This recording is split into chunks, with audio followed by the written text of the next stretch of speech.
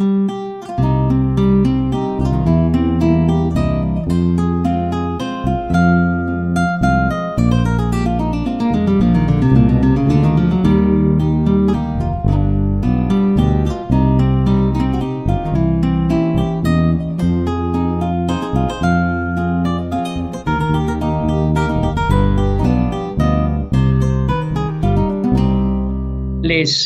invito a que leamos otra porción que está en el mismo libro de Daniel, el capítulo 7, pero que es otra, digámoslo así, otra versión de lo que se estaba diciendo el capítulo 7, del 1 al 14, vamos a leerlo para la gloria del Señor.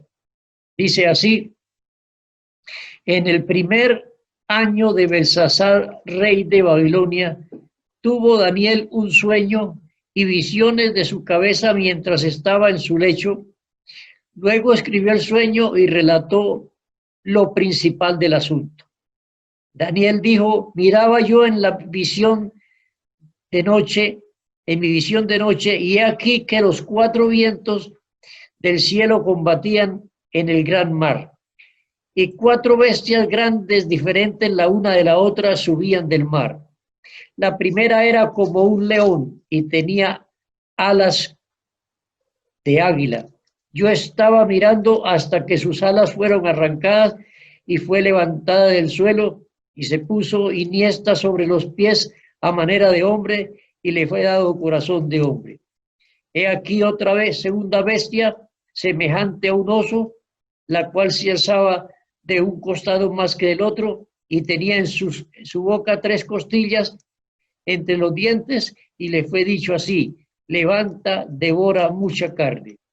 Después de esto miré y aquí otra semejante a un leopardo con 4 alas de ave en sus espaldas. Tenía también esta bestia 4 cabezas y le fue dado dominio. Después de esto miraba yo en las visiones de la noche y aquí la 4ª bestia, espantosa y terrible y en gran manera fuerte, la cual tenía unos dientes grandes de hierro, devoraba y desmenuzaba, y las sobras hollaba con sus pies, y era muy diferente de todas las bestias que vi antes de ella, y tenía 10 cuernos. Mientras yo contemplaba los cuernos, he aquí que otro cuerno pequeño salía,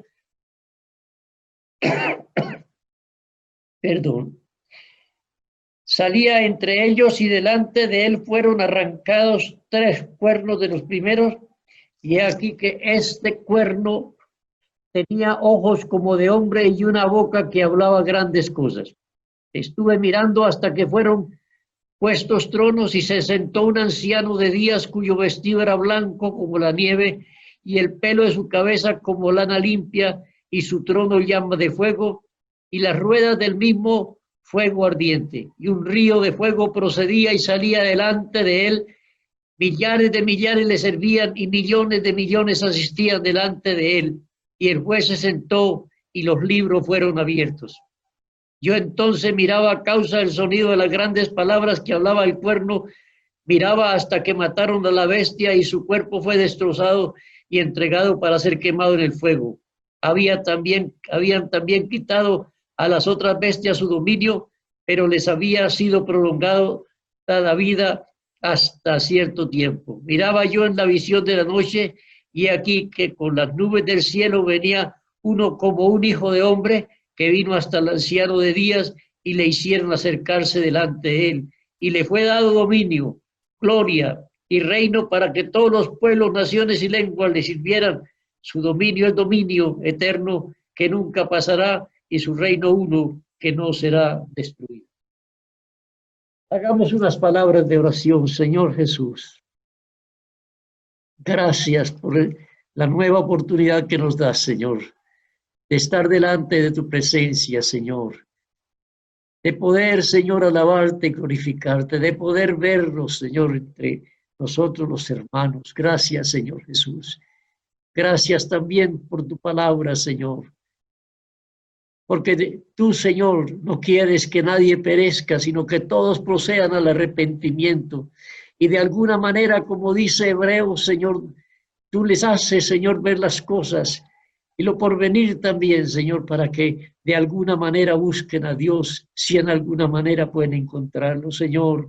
Bendícenos en esta mañana, denos, Señor Jesús, así como le diste a Daniel sabiduría, denos a nosotros sabiduría, entendimiento, Señor, aleluya, memoria para poder retener tu palabra.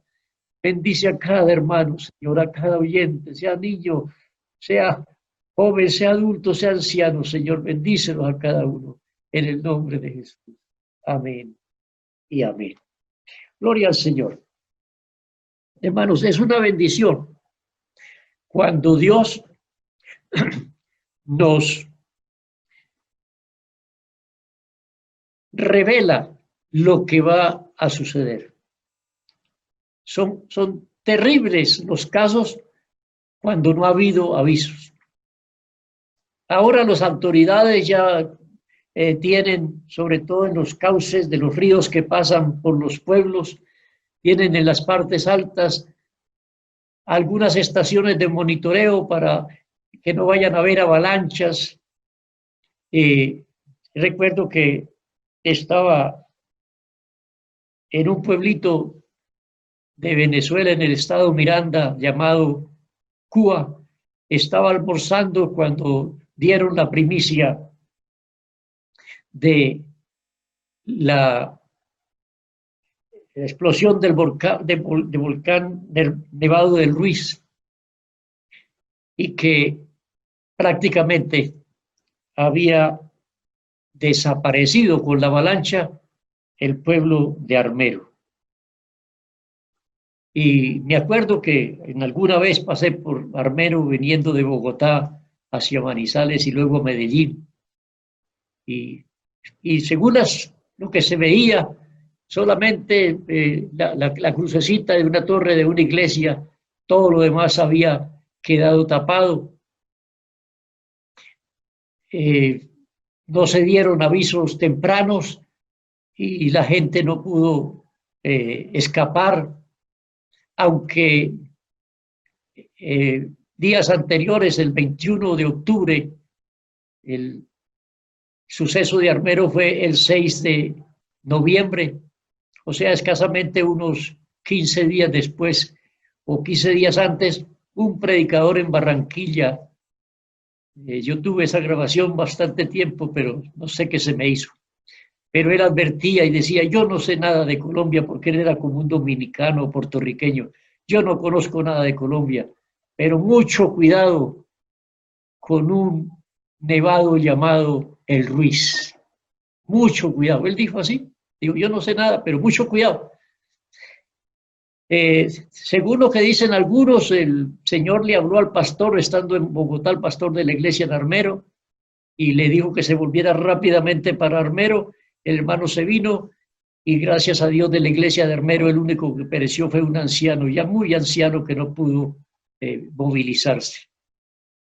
Pero si hubieran habido advertencias tempranas, muchos se hubieran salvado. Años más tarde, entonces, conocí, ya estando aquí en Colombia de nuevo, conocí como un pueblito que se hallaba entre Maiquetía y un pueblo llamado Naiguatá, hubo un represamiento de agua por lluvias muy fuertes y la avalancha se vino, y aquel pueblecito que era tan bonito, que nosotros lo conocimos, muy especial, de personas adineradas, de personas de mucha comodidad, lo tapó y solamente quedaron viéndose los cuartos pisos de las casas. Lo demás quedó lleno de piedra. Los muertos fueron muchos, se calcula por lo menos también unos 30, 40 mil muertos. No hubo quien dijera nada. Así pasó aquí, cuando por allá en Tumaco también hubo una avalancha. Después aquí en Salgar, en Puerto Salgar, otra avalancha, y así se han ido, y no hay advertencia. Pero vean ustedes, hermanos, lo que es de misericordioso el Señor. El Señor nos advierte con muchos años. Lo que estábamos leyendo acá, y acerca de aquella piedra que fue cortada, aquel personaje que llega y recibe el reino. Todo eso es el final de las cosas. Dios nos revela todo hasta el final, para que no vaya a haber excusa de que no se avisó. Sí se avisó, sí se avisó. Y aquí estamos hablando, estuvimos hablando la semana pasada acerca de el cautiverio de Israel a causa de la necedad de su corazón, porque la Biblia dice dice el Señor, todos los días extendí mis brazos hacia un pueblo rebelde y contradictor. El pueblo de Israel no hacía sino contradecir la palabra del Señor, y en lugar de hacerle, de darse a escuchar y a poner por obra la palabra del Señor, se alejaban más. Y entonces en el año 722, el Señor hace que llegue a Israel los ejércitos de los asirios y se llevaron a Jerusalén cautiva, y según los registros, o sea, no hay registros de que Israel haya vuelto. O sea, los que se llevaron cautivos por allá se quedaron y se murieron. Eso fue el año 722. Y dice el Señor en Isaías capítulo 6, perdón, en Jeremías capítulo 3, Jeremías capítulo 3 y el verso 6, dice de la siguiente manera: el Señor esperaba que de esa manera reaccionaran los otros. O sea, viendo lo que estaba pasando, viendo lo que está pasando en este momento, pues el Señor espera que hubiera una reacción favorable de la gente con respecto a su vida y a lo que les espera. Pero vea lo que dice así, Jeremías capítulo 3, verso 6. Me dijo Jehová en días del rey Josías. Josías es el hijo de Ezequías, otro rey. ¿Has visto lo que ha hecho la rebelde Israel? Ella se va sobre todo monte alto y debajo de todo árbol frondoso y allí fornica. Y dije, después de hacer esto, se volverán a mí, pero no se volvió, y lo vio su hermana, la rebelde Judá. Ella vio que por haber fornicado la rebelde Israel, yo la había despedido y le había dado carta de repudio, pero no tuvo temor la rebelde Judá, su hermana, sino que también fue ella y fornicó. Y sucedió que por juzgar ella cosa liviana a su fornicación, la tierra fue contaminada y adulteró con la piedra y con el leño. O sea, Judá no sacó partido de eso que le había ocurrido a Israel. Y en lugar de consagrarse, de reconocer su pecado, de reconocer su maldad delante del Señor y pedirle perdón y volverse a Dios, siguieron el mismo camino de sus hermanos, los de Israel. Y entonces, en el año 586, 14 y 22 son 36, 136 años después de haberse Israel haber caído en la cautividad, entonces Judá también fue enviado a la cautividad. ¿Por qué? Por los mismos pecados. Pero hay algo que tenemos que mirar, hermanos, que es bueno tenerlo en cuenta. Hay pecados en el mundo, son pecados y son malos y son vulgares y toda cuestión, pero al fin y al cabo son gente que no conoce a Dios. Pero cuando una persona conoce a Dios y hace algo de lo que hacen los impíos, se ve supremamente feo, muy mal. Y eso al Señor no le agrada, no le gusta. Y el Señor quiere que aprendamos que Él no quiere la muerte del pecador, sino que se arrepienta y que viva. Y entonces, para Israel, para Judá, sí hubo regreso Algo tuvo que suceder, por lo cual el Señor los castigó 70 años. En el año 506 antes de Cristo, entonces Israel regresa. Ve, hermanos, hasta el año 445 es que viene Nehemías y Esdras para reconstruir a Israel, casi 100 años después. El Señor estaba muy disgustado. Parece que comenzó el regreso, pero no regresaron para hacer el bien.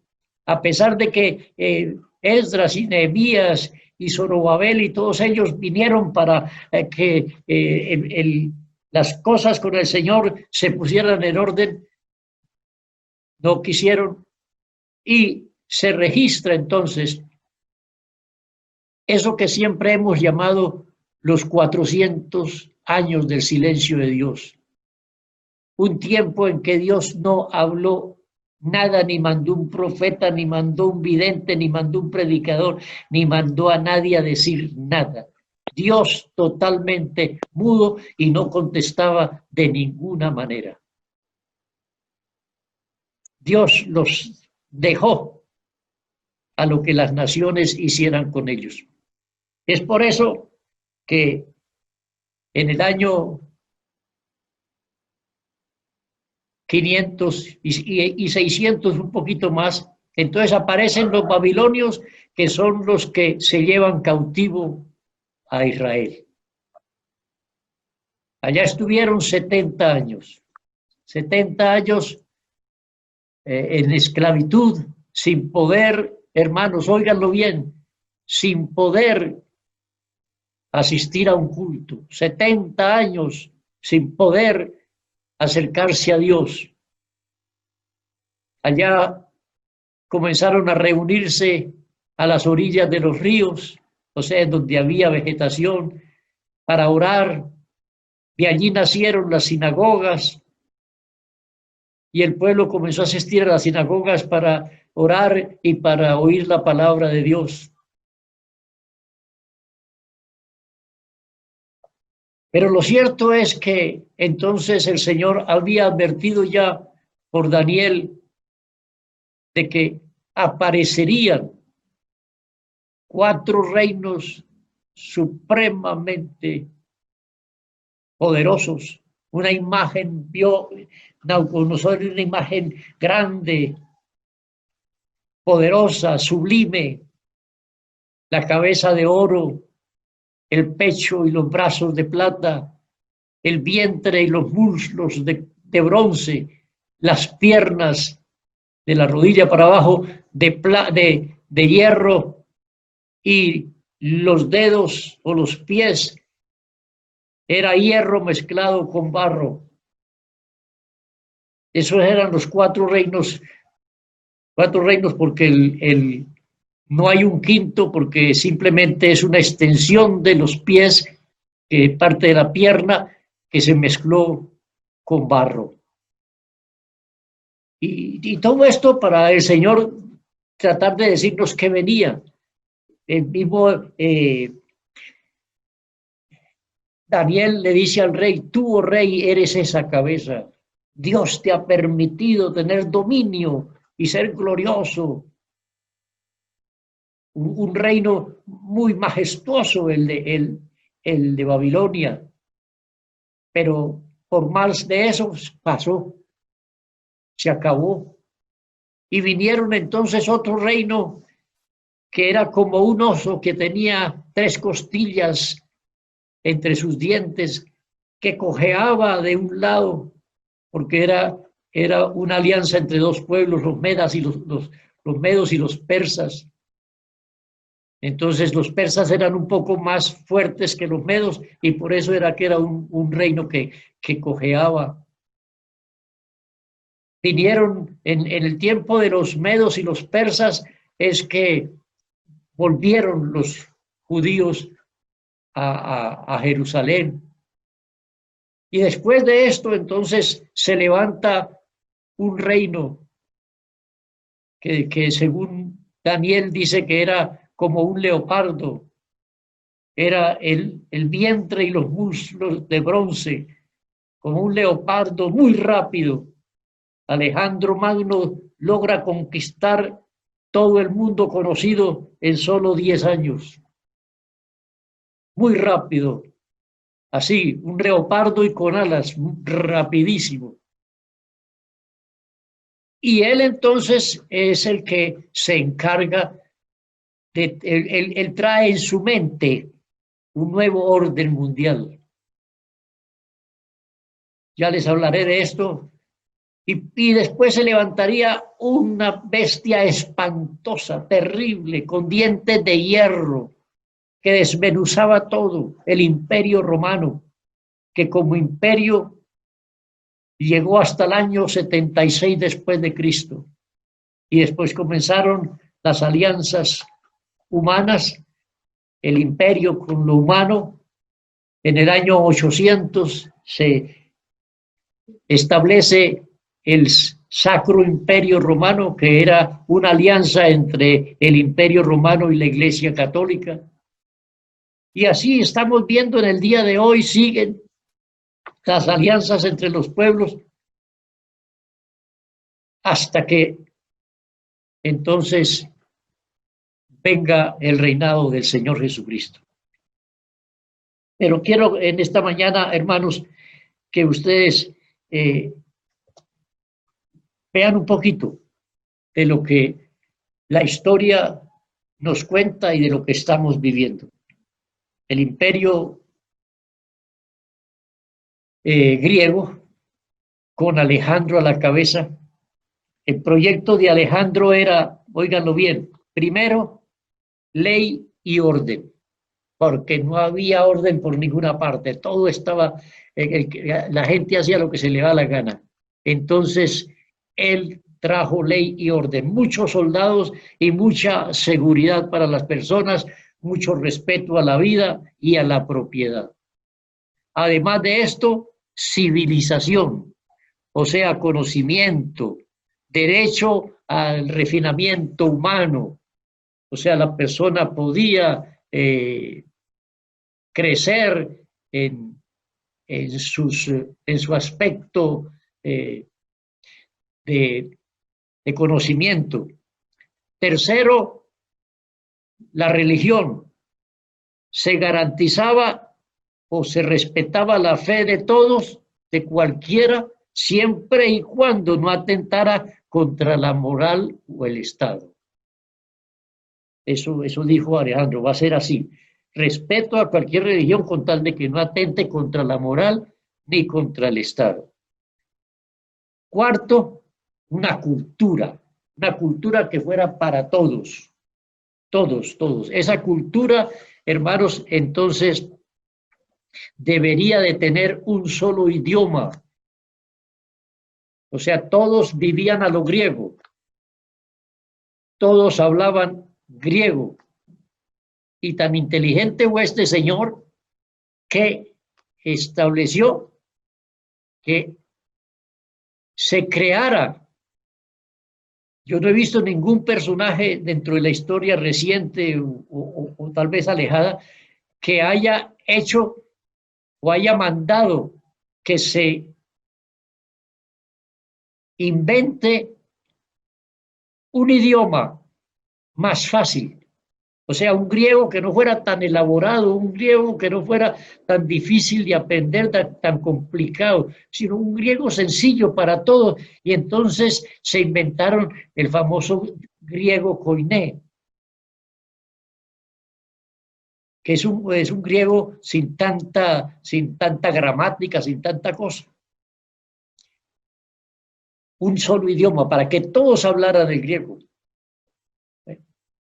Entonces, por ejemplo, todos los discípulos del Señor eran de Galilea, que era una provincia griega, y todos sabían griego y seguramente sabían también el hebreo. Todo esto era el proyecto de Alejandro, y también una sola moneda. ¿No le da a usted como cierta espinita que por ahí se oye de que en el día de hoy hay algunos que están hablando de una moneda que sea para todos? Porque siempre los mandatarios han tenido como esa idea. Entonces ese era el proyecto de Alejandro, pero Alejandro no duró en el poder sino 10 años. Fue muy rápido, pero se murió muy rápido. Comenzó de 22 años y terminó de 32 años. Se murió porque se volvió muy bebedor, muy sinvergüenza. Entonces dice que en uno de los libros, yo tengo un librito que compré, no sé qué año sería, pero me costó 1.400 pesos. ¿Cómo les parece? Así será de viejito. 1.400 pesos. Me costó este libro que se llama El Período Intertestamentario. Entonces, en donde se analiza lo que era el advenimiento de una cultura rival. Pues los judíos tenían su propia cultura de Dios y Dios les había dado sus normas y todo, pero ahora aparecía esa cultura rival que dice este señor que un factor importante para el desarrollo de esta cultura fue indudablemente la aparición de gimnasios. Aparecieron gimnasios en Jerusalén y en Israel. Eso nunca se había visto. ¿Para qué es un gimnasio? No es propiamente para lo que siempre hemos creído que es para acondicionamiento físico, simplemente para tener una buena salud. No, es para esculpir el cuerpo, para tener un cuerpo bonito. Entonces, fue la aparición de gimnasios en muchas partes de Palestina, incluyendo Jerusalén. Estos gimnasios expresaban la tendencia fundamental del pensamiento griego, su vehemente deseo de la armonía y la belleza de la forma, su deleite en el cuerpo. Usted por eso es que usted ahorita ve que todo tiene que ser con hombres y mujeres mostrando el cuerpo. Porque esa es lo que ellos trataron de imponer y en realidad se ha impuesto. Su descocada franqueza con relación a todo lo natural. Eso, hermanos, es importante que lo tengamos en cuenta porque no era, en cierta manera, el ataque de una potencia, sino más bien de una cultura. Y quiero que ustedes mantengan este pensamiento en su cabeza. ¿Por qué? Porque nosotros somos cristianos. Nosotros somos de Cristo. Nosotros, como lo dijimos allá en San Juan, primera de Juan 4:17, que nosotros en este mundo vivimos como vivió el Señor Jesucristo. En San Juan capítulo primera de Juan 2:6 también dice lo mismo, parecido. Que el que diga que es de él debe de andar como él anduvo. Esa es nuestra cultura. Nuestra cultura es como era Cristo. Así los demás se vuelvan lo que quieran en esta vida. ¿Por qué?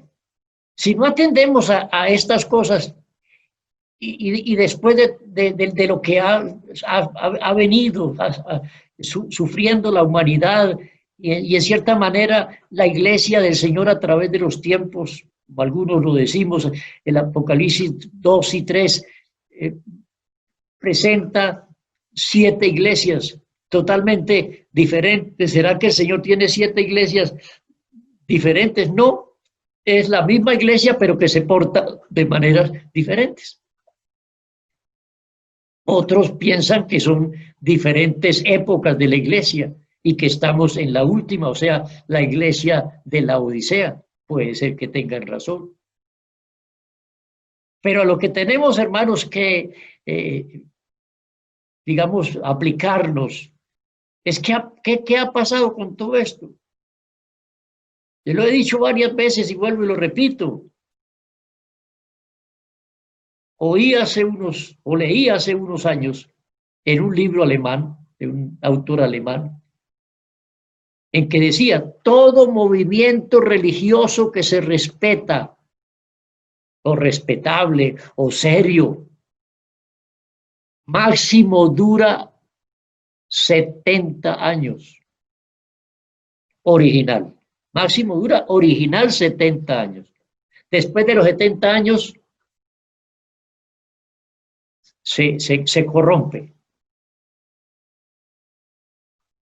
Y lo terrible de eso es que aún la iglesia primitiva, la iglesia que fundó el Señor Jesucristo, con los apóstoles y con los que sucedieron a los apóstoles, aún ellos le pasó lo mismo.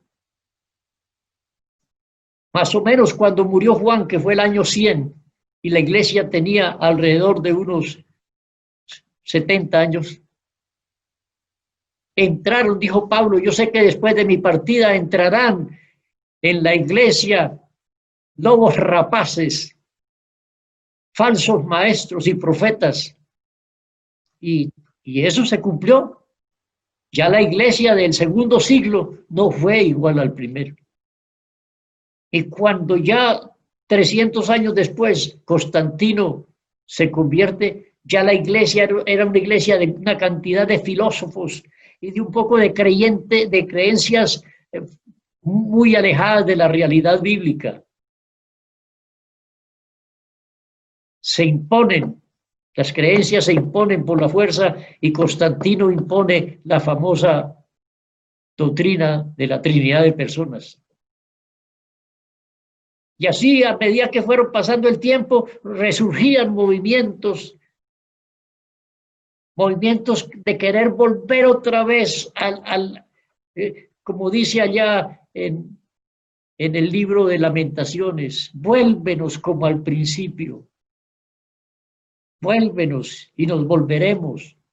Siempre hubo movimientos en el año 500, en el año 700, en los años 1200, después por allá en el 400 y tanto, comenzó una revolución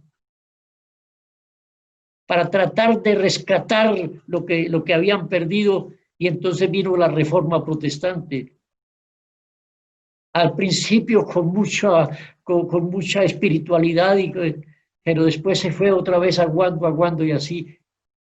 Entonces yo les advertí a mis superiores de esto y les dije que nosotros estamos para cumplir 70 años. Y ya los cumplimos, ya pasamos de los 80. Y los que hemos trasegado en esta iglesia, sabemos que esta iglesia no es igual que la que fundaron o la que fundó el hermano Abner Larsen y los que vinieron a ayudarle. Y quisiéramos, y por eso es que cada rato oímos predicaciones o programas de la iglesia de hoy con los principios de ayer, porque se han dejado todas estas cosas. Y ahora nos encontramos, hermanos, en este problema que estamos viviendo, como es esta pandemia, y que muchos nos preguntamos y nos hacemos preguntas, y ojalá, como les decía el jueves pasado, ojalá escucháramos o se apareciera alguien que dijera, el Señor dice así, así, así va a pasar. Porque ya sucedió, porque ya pasó, porque ya Dios lo ha demostrado. Si no volvemos otra vez a los principios que el Señor nos dejó, nos va a pasar lo mismo que les pasó a ellos. Hermanos, me preguntaban el viernes pasado, hermano, ¿y cómo saber si estos son los días del fin?